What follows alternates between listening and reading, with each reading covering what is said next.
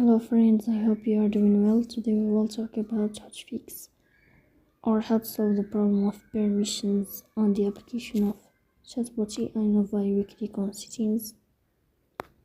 Here we click on apps, default apps, app settings. On above you will search for Chatbot AI Nova. Then we click on first stop and we click OK. Here we click on storage. Then we click on clear cache. In the end, you will turn off your phone and you will wait a moment to restart your phone again. Then if it's not working with you, you will go to Play Store. You will search for Nova app and then we'll update your app here. So please don't forget to support us.